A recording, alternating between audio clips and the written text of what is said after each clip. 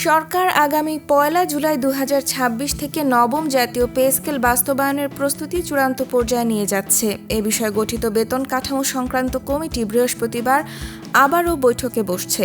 সংশ্লিষ্ট সূত্রগুলো বলছে, এই বৈঠকেই নতুন পে স্কেলের চূড়ান্ত রূপরেখা নির্ধারণ হতে পারে। অর্থ ও পরিকল্পনা মন্ত্রী আমির খসরু মাহমুদ চৌধুরী জানিয়েছেন, নতুন অর্থ বছরের শুরু থেকেই অর্থাৎ ১ জুলাই থেকেই নতুন বেতন কাঠামো কার্যকর করার পরিকল্পনা রয়েছে।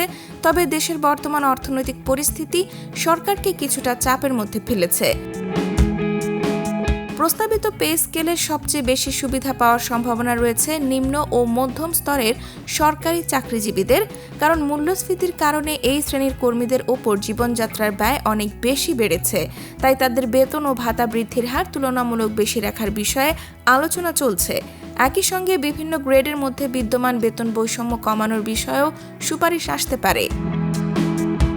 নতুন কাঠামোতে শুধু প্রশাসন ক্যাডার নয়, বরং শিক্ষক, পুলিশ, স্বাস্থ্যকর্মী, মাঠ প্রশাসনের কর্মচারী এবং বিচার বিভাগীয় কর্মচারীরাও অন্তর্ভুক্ত থাকবেন।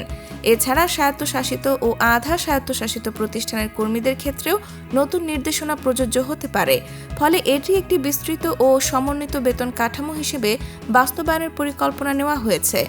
অন্যদিকে সরকারি পেনশনভোগীদের জন্য সুখবর আসতে পারে। সূত্র অনুযায়ী পেনশন সুবিধা উল্লেখযোগ্যভাবে বাড়ানোর প্রস্তাব রয়েছে, এমনকি পেনশনের হার শতভাগের বেশি বৃদ্ধির সুপারিশও আলোচনায় রয়েছে। তবে দেশের রাজস্ব ঘাটতি ও অর্থনৈতিক চাপের কারণে সরকার সব সুপারিশ একসঙ্গে বাস্তবায়ন করতে পারছে না। এ কারণে পে স্কেল বাস্তবায়ন ধাপে ধাপে করার চিন্তাও রয়েছে, যা ৩টি অর্থ বছরে ভাগ করে কার্যকর হতে পারে। কমিটির সুপারিশ চূড়ান্ত হওয়ার পর তা প্রধানমন্ত্রীর কার্যালয়ে পাঠানো হবে। অনুমোদন মিললে অর্থ মন্ত্রণালয় প্রজ্ঞাপন জারি করবে এবং এরপর থেকেই নতুন পে স্কেল বাস্তবায়ন প্রক্রিয়া শুরু হবে।